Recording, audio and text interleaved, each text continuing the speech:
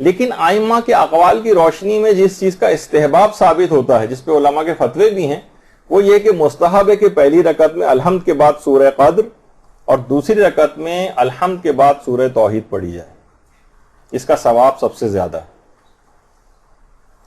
باقاعدہ وسائل الشیعہ کی 4 جلد میں امام زمانہ علیہ الصلوۃ والسلام سے سوال پوچھا گیا، صلی اللہ علیہ وسلم۔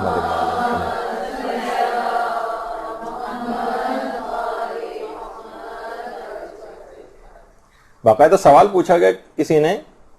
کہ مولا میری جان آپ پر قربان، نماز کی پہلی اور دوسری رکعت میں کیا پڑھوں؟ تو امام نے فرمایا کہ نماز کی پہلی رکعت میں الحمد کے بعد سورہ قدر اور نماز کی دوسری رکعت میں الحمد کے بعد سورہ توحید کی تلاوت کرو۔ اور امام نے آگے ایک جملہ ارشاد فرمایا جس سے ان سوروں کی اہمیت پتہ چلتی۔ امام نے فرمایا مجھے تعجب ہے ان لوگوں پر جو نمازوں میں سورہ قدر اور سورہ توحید نہیں پڑھتے، ان کی نمازیں بارگاہ خداوندی میں قبول کیسے ہوتی ہیں؟ کتنا اہم ترین، دیکھیں ہم لوگ پڑھتے تو ہیں لیکن اندازہ نہیں ہے کہ اس کا فائدہ اور ثواب کیا ہے۔ اچھا، ایک اور روایت میں بھی جو اصول کافی کی 3 جلد کی روایت ہے کہ پیغمبر اسلام پہلی رکعت میں اللہم صلی علی محمد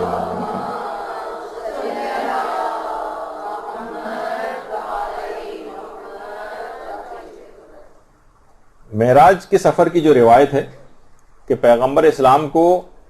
باقاعدہ سفر معراج میں جو پیغمبر نے نمازیں پڑھی تھیں اس میں سورہ قدر اور سورہ توحید کی قرات کرنے کا حکم دیا گیا تھا، کہ پیغمبر اسلام جب پہلی رکعت میں وہاں پر نماز سفر معراج میں نماز کے لیے کھڑے ہوئے تو پروردگار کی طرف سے باقاعدہ حکم آیا کہ اے رسول سورہ الحمد کے بعد پہلی رکعت میں سورہ توحید پڑھو۔ اچھا دیکھیے ذرا الٹا حکم، ہمیں جو استحباب کا حکم ہے اس کی وجہ اور بیان ہوئی، لیکن پیغمبر کو پہلی رکعت میں حکم یہ ہوا کہ اے رسول آپ پہلی رکعت میں سورہ توحید پڑھیں۔ پیغمبر اسلام نے الحمد کے بعد سورہ توحید پڑھی، اور جب پیغمبر دوسری رکعت کے لیے کھڑے ہوئے تو پھر پیغمبر کے اوپر وحی آئی کہ اے محمد صلی اللہ علیہ وآلہ وسلم صلی اللہ علیہ محمد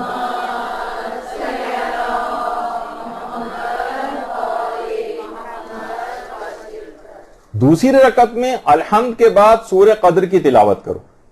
اور پھر رسول نے دوسری رکعت میں سورہ قدر کی تلاوت کی، پھر کہا کہ یہ سورہ روز قیامت تک آپ کی اور آپ کے اہل بیت سے منسوب ہے، اور یہ آپ کی اور آپ کے اہل بیت کا پہچان نامہ ہے جس میں آپ کا شجرہ موجود ہے۔ اصول کافی کی باقاعدہ نے جو سورہ قدر ہے اتنا اہم ترین سورہ ہے۔ اچھا، ہمیں اس کے البتہ استحباب کا حکم تقریباً اس کے برخلاف ملا ہے۔ علماء فرماتے ہیں کہ اس کی وجہ یہ ہے، ہمیں جو ہے حکم یہ کہ پہلی رکعت میں سورہ الحمد کے بعد سورہ قدر پڑھیں اور دوسری رکعت میں الحمد کے بعد سورہ توحید پڑھیں۔ فرماتے ہیں کہ پیغمبر اسلام کی ذات اقدس اس قدر قریب ہو گئی تھی سفر معراج میں پروردگار عالم سے، فکان قاب قوسین او ادنی، 2 کمانوں اور اس سے بھی کم کا فاصلہ رہ گیا تھا۔ ظاہر ہے کہ جسمانی فاصلہ نہیں تھا، یعنی قرب کی ایسی منزل پہ پہنچ گئے تھے کہ گویا خالق و مخلوق کے درمیان انتہائی کم فاصلہ تھا۔ تو حکم ہوا کہ اس موقع پر سورہ توحید کو پڑھو، کہ کہا کہ اے رسول سورہ توحید میں میری نسبت کا ذکر ہے، اور دوسری رکعت میں سورہ قدر پڑھو جو تمہارے اہل بیت سے خاص نسبت رکھتی ہے، یعنی پہلی رکعت میں پروردگار عالم سے نسبت اور دوسری رکعت میں تمہاری اور تمہارے اہل بیت سے نسبت۔ اس میں تمہارے اہل بیت کا شجرہ نامہ ذکر ہوا ہے، یعنی اس خاص موقع پر پیغمبر اسلام کو یہ حکم تھا۔ ہمارے لیے البتہ وہی حکم ہے جو اس سے پہلے میں نے ذکر کیا۔ تو کیونکہ سورہ قدر کی جب تلاوت کی جاتی تو گویا ہم ان ہستیاں جو اہل بیت سے وابستہ، جو اہل بیت کے اندر شامل ہیں، ان کا واسطہ اور توسل دے کر ہم پروردگار کی بارگاہ میں جاتے ہیں، اور تاکہ ان کے واسطے اور توسل سے ہماری نمازیں قبول ہو جائیں۔ تو دوسری رکعت میں یا پہلی رکعت میں اگر آپ سورہ قدر کو پڑھ رہی ہیں تو گویا آپ ان معصوم ہستیوں کا واسطہ اور توسل اور صدقے کے ذریعے اپنی نمازوں کو قبول کروانا چاہتی ہیں. جس طریقے سے درود کے ذریعے قبول ہوتی ہیں عبادات، اسی طریقے سے سورہ قدر کے ذریعے بھی عبادات کو قبول کروایا جاتا ہے. درود بھیجیے محمد والے.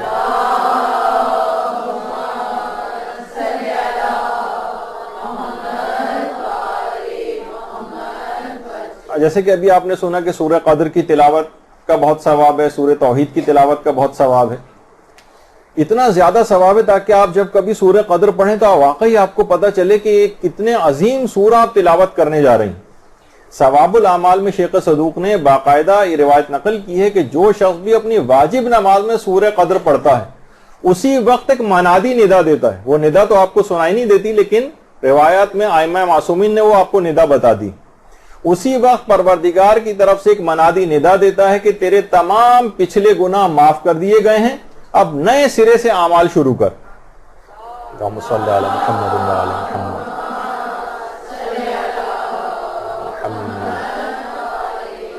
تو سورہ قدر کو پڑھنے سے تمام جیسے ہی آپ سورہ قدر کا اختتام ہوگا آپ کے تمام پچھلے گناہ معاف کر دیے جائیں گے. اتنا اہم ترین سورہ ہے، اور صرف فقط نمازی کی حد تک نہیں ہے بلکہ اس سے کہ اتنے فائدے اس کے علاوہ بھی ہیں. کہا جاتا ہے کہ مقروض کے لیے پانچویں امام نے خاص طور پر 2 عمل بتائے ہیں جسے آیت اللہ بروجردی نے اپنی کتاب جامع احادیث شیعہ میں نقل کیا. اگر کوئی بھی شخص مقروض ہے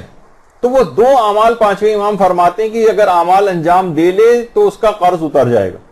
اس میں ایک ہے کثرت کے ساتھ استغفار پڑھنا اور سورہ قدر کی تلاوت کرنا. نمازوں میں بھی سورہ قدر کی تلاوت کریں اور اس سے ہٹ کر بھی سورہ قدر کی تلاوت کریں. کتنا بھی قرض کیوں نہ ہو ان 2 چیزوں سے ادا ہو جاتا ہے. بہت اہم بات ہے یہ، عام طور پہ لوگوں کو بتانے والی ہے کہ جو مقروض ہیں اس طرح سے اپنے ان سوروں کی برکت سے اپنے قرضوں کو اتار سکتے ہیں. باقاعدہ مستدرک الوسائل میں ہمارے چھٹے امام کی ایک اور روایت بھی ہے. اللہم صلی علی محمد وعلی محمد.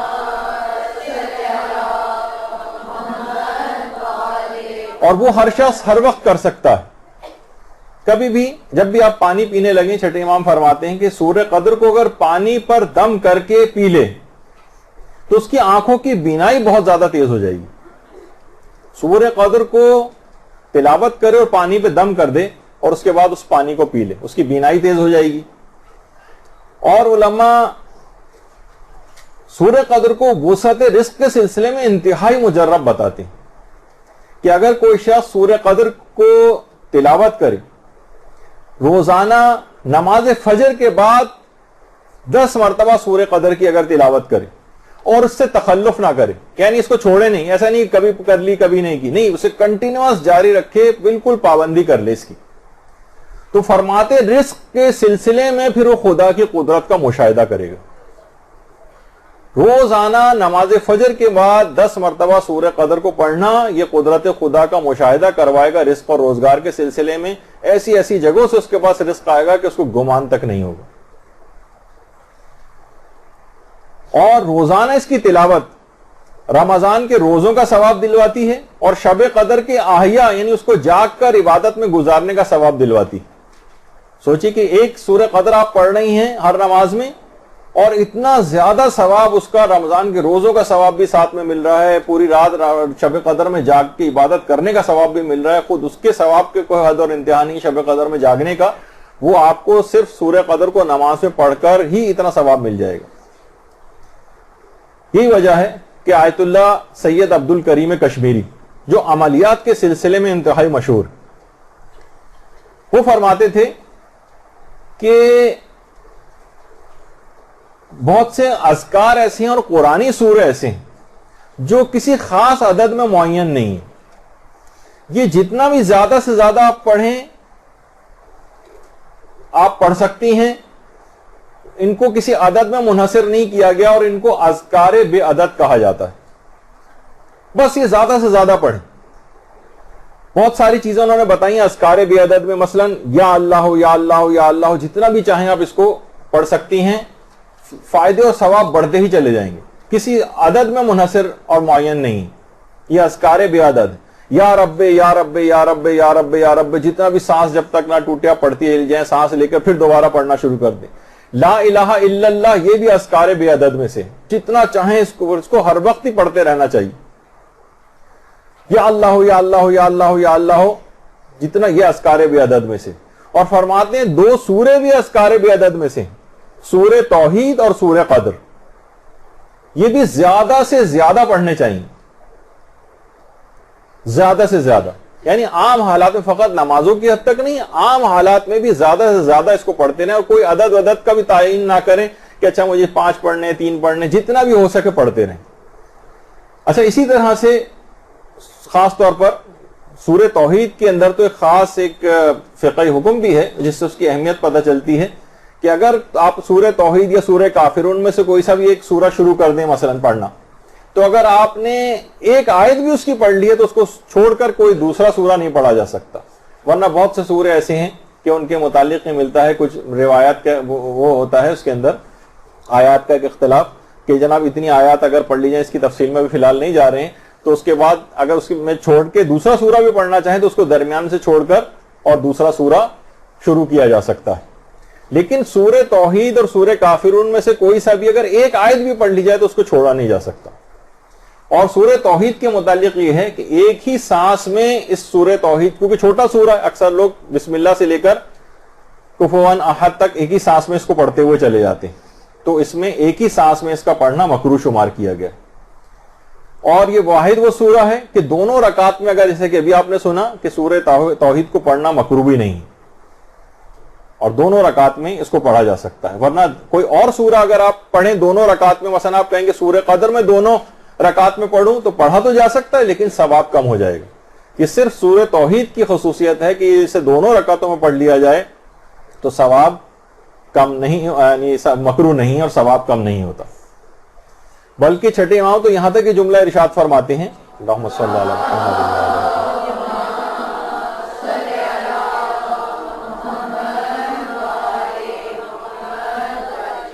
کہ شب و روز کی اگر انسان نمازیں پڑھے اور پنجگانہ نمازوں میں کسی ایک میں بھی سورہ توحید نہ پڑھے تو اس وقت ایک منادی ندا دیتا ہے اور کہتا ہے کہ اب بندہ خدا تو نماز گزاروں میں سے نہیں ہے. یعنی 5 نمازیں اس کے دن کی ایسی گزر جائیں جس میں ایک میں بھی سورہ توحید نہ پڑھے، اگرچہ اس کی اجازت ہے اس کو، لیکن بہرحال اس کی تاکید اور کے طور پر یہ بات روایت میں کہی گئی کہ ایک منادی ندا دیتا ہے اور کہتا ہے کہ بندہ خدا تو عبادت گزاروں میں سے نہیں. اور کہا جاتا ہے کہ سورہ توحید جو ہے اس کے اسرار اور حقائق کو سمجھنے سے عقل انسانی عاجز ہے، اور فقط صاحبان معرفت ہی اس کے حقائق کو درک کر سکتے ہیں، جو اتنا چھوٹا سا سورہ ہے نا سورہ توحید. اور یہ ایک ایسی امانت ہے کہ سوائے انسان کے کوئی مخلوق اس کو حمل کرنے کی طاقت نہیں رکھتی سورہ توحید کو. اور ہمارے امام زین العابدین علیہ الصلوۃ والسلام فرماتے ہیں، اللہم صلی علی محمد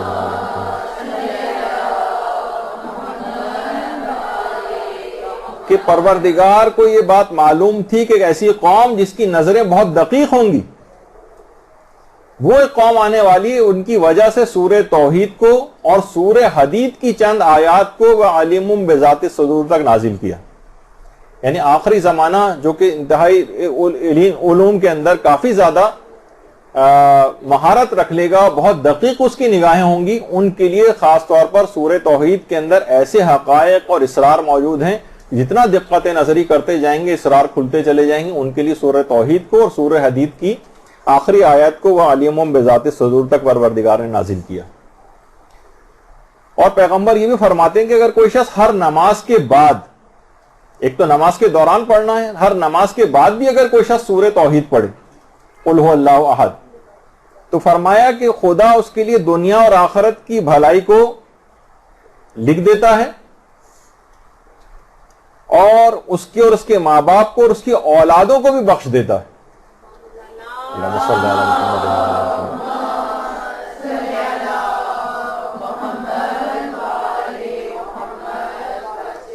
اچھا، اب دو ایک باتیں اور تھیں کہ ہم نے پچھلی کلاسز کے اندر سورہ الحمد ختم کی تھی، اس کے بعد سورہ توحید کی کچھ باتیں بیان ہو رہی تھیں لیکن وقت کی کمی کی وجہ سے رہ گئیں، تو تھوڑا سا دیر رک کے صرف 2-3 منٹ سورہ توحید کی کچھ باتوں کو مکمل کر دیا جائے. دیکھیے نمازوں میں کہا پچھلی بار بھی بیان ہوا تھا کہ سورہ توحید کی اتنی زیادہ فضیلت ہے، اور فضیلت یوں ہم بیان کر رہے ہیں تاکہ آپ کو اندازہ تو ہو کہ جب ہم نماز میں سورہ توحید پڑھ رہے ہیں اس کا فائدہ کیا ہے، یہ کتنا عظیم سورہ کہ پیغمبر اسلام سے ایک دفعہ یہودیوں نے آ کر کچھ سوالات پوچھے تھے. اللہم صلی علی محمد وعلی محمد.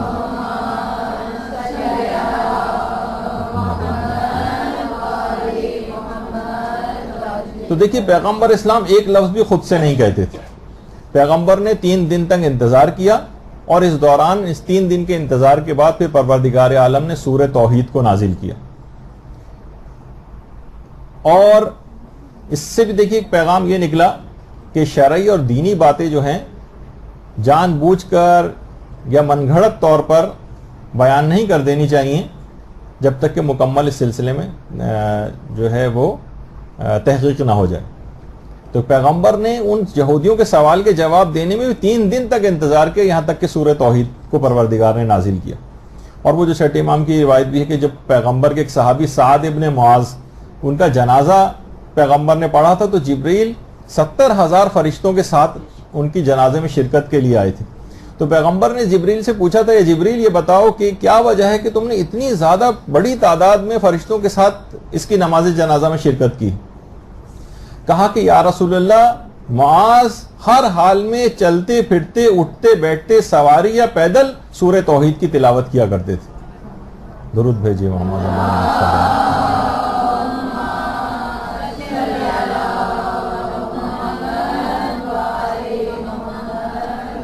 اور اتنا اہم ترین یہ سورہ ہے واقعتاً کہ علماء نے طب الائمہ کے نام سے جو کتابیں بھی لکھی ہیں اس میں بھی ہمارے 5ویں امام محمد باقر علیہ الصلوۃ والسلام اللہم صلی علی محمد وعلی محمد.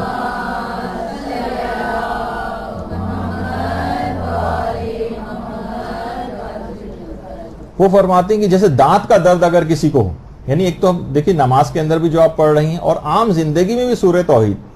دانت کا اگر کسی کو شدید درد ہے تو درد کی جگہ پر ہاتھ رکھ کر اگر کوئی شخص امام فرماتے ہیں ایک دفعہ سورہ الحمد، ایک دفعہ سورہ اخلاص اور سورہ نمل کی آیت نمبر 88 یہ اگر پڑھے گا تو فوراً دانت کے درد میں آرام آ جائے گا. حمد، سورہ توحید اور سورہ نمل کی آیت نمبر 88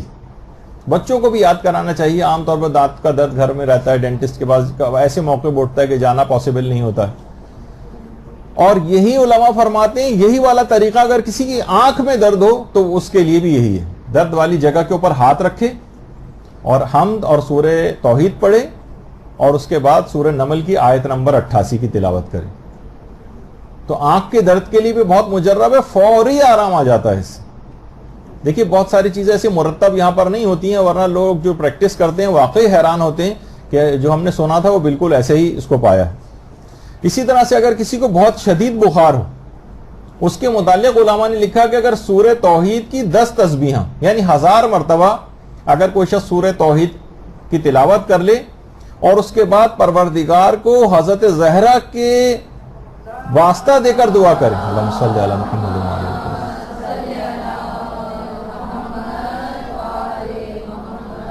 یعنی شدید اور تیز اگر بخار ہو اور 1000 مرتبہ سورہ اخلاص پڑھ کر، اور بہت سارے مل کر بھی لوگ اس کام کو انجام دے سکتے ہیں. اس کے لواحقین میں سے ایک تسبیح میں پڑھوں گا، ایک تسبیح 10 افراد، اور اس کے بعد پروردگار کو حضرت زہرا کے حق کی قسم دے کر، اس کے اندر علماء نے لکھا ہے، یا ان کا واسطہ دے کر اگر دعا کرے تو لازمی اسی وقت بخار اتر جائے گا. اور اسی طرح سے سورہ اخلاص کے لیے کہ سفر پہ اگر کوئی شخص جا رہا ہے تو 11 مرتبہ اگر اس کو پڑھ کر نکلے تو مکمل امنیت کے ساتھ سفر گزرے گا. آیت اللہ عبد الکریم کشمیری جو عملیات کے آیت اللہ گزرے ہیں وہ فرماتے ہیں، یعنی عرفا میں سے تھے، کہ اس کا ہمیشہ پڑھنا سورہ اخلاص کا یہ آپ کی یقین میں بہت اضافہ کر دیتا ہے، اور جیسے جیسے یقین بڑھتا جائے گا ویسے ویسے گناہوں سے دوری بڑھتی جائے گی، ویسے ویسے سیر و سلوک کے منازل طے ہوں گے. اور ہمارے 5ویں امام یہ بات بیان فرماتے ہیں، اللہم صلی علی محمد وعلی محمد،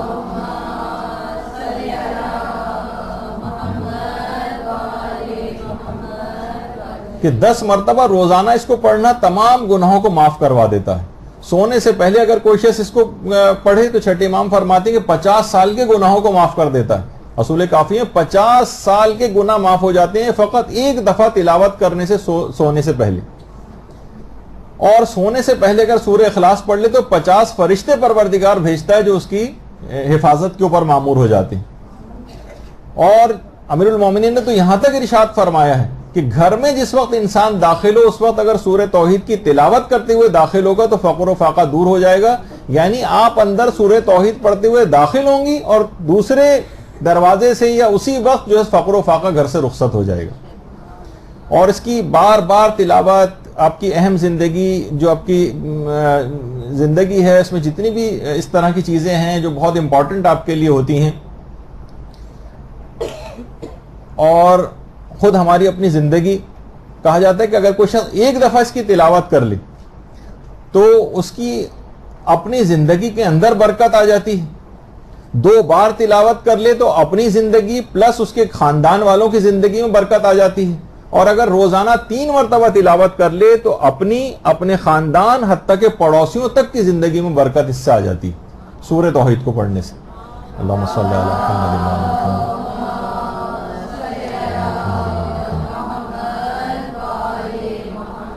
اور اگر صبح سورج نکلنے سے پہلے 11 مرتبہ سورہ اخلاص پڑھ لی جائے تو اس روز شیطان خواہ کتنا ہی زور کیوں نہ لگائے اس سے کوئی گناہ نہیں کروا سکتا.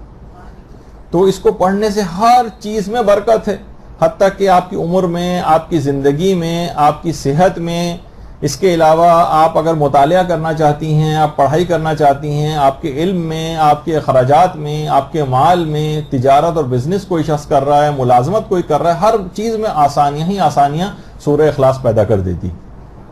البتہ اس کو صحیح طور پر پڑھنا ہے اور اس کو صحیح قرأت کے ساتھ اس کو پڑھنا ہے. اور جیسے اس کے اندر بہت ساری چیز میں جب پچھلی کلاسز ہوئی تھی جس میں سورہ توحید کی کچھ تلفظ کی غلطیاں بھی بتائی تھیں تو اس میں ایک چیز یہ بھی آئی تھی کہ جو غلطی تو نہیں تھی بلکہ یہ کہ کئی طریقوں سے اس کو پڑھا جا سکتا ہے. خاص طور پہ جو اس کی آخری آیت ہے وَلَمْ يَكُنْ لَهُ كُفُوًا أَحَدٌ تو کفوًا کفؤً کفوً کفؤً ہر طرح سے اس کو پڑھا جا سکتا ہے. اب آپ کے سامنے ہم ایک کلپ آپ کو دکھاتے ہیں. اس کو آپ بہت بغور خاص طور پر اس کی آخری آیت ورنہ اس کے اندر اپنی اور اس کو کتنے طریقوں سے پڑھا جا سکتا ہے ایک دفعہ اور پہلے بھی ذکر ہوا تھا اس کا اور ہم نے وہ کلپ سنوایا تھا آپ کو لیکن یہ کہ اس کو دوبارہ تکرار ہو جائے تو اس کا صحیح موقع جو ہے وہ اب آ گیا ہے. تو اب آپ اس کی سنیے گا خاص طور پہ آخری والی جو آیت ہے تو کتنے الگ الگ طریقوں سے بھی اس کو پڑھا جا سکتا ہے. أعوذ بالله من الشيطان الرجيم بسم الله الرحمن الرحيم قل هو الله أحد الله الصمد لم يلد ولم يولد ولم يكن له كفوا أحد بسم الله الرحمن الرحيم قل هو الله أحد الله الصمد لم يلد ولم يولد ولم يكن له كفوا أحد بسم الله الرحمن الرحيم قل هو الله أحد الله الصمد لم يلد ولم يولد ولم يكن له كفوا أحد بسم الله الرحمن الرحيم قل هو الله أحد الله الصمد لم يلد ولم يولد ولم يكن له كفوا أحد بسم الله الرحمن الرحيم قل هو الله أحد الله الصمد لم يلد ولم يولد ولم يكن له كفوا أحد بسم الله الرحمن الرحيم قل هو الله أحد الله الصمد لم يلد ولم يولد ولم يكن له كفوا أحد بسم الله الرحمن الرحيم قل هو الله أحد الله الصمد لم يلد ولم يولد ولم يكن له كفوا أحد بسم الله الرحمن الرحيم قل هو الله أحد الله الصمد لم يلد ولم يولد ولم يكن له كفوا أحد بسم الله الرحمن الرحيم قل هو الله أحد الله الصمد لم يلد ولم يولد ولم يكن له كفوا أحد بسم الله الرحمن الرحيم قل هو الله أحد الله الصمد لم يلد ولم يولد ولم يكن له كفوا أحد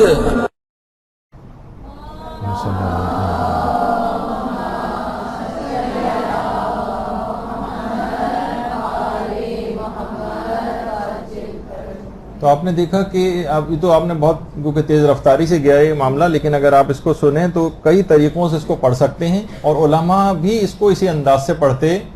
رہے ہیں. اب آپ کو ایک کلپ اور بھی دکھاتے ہیں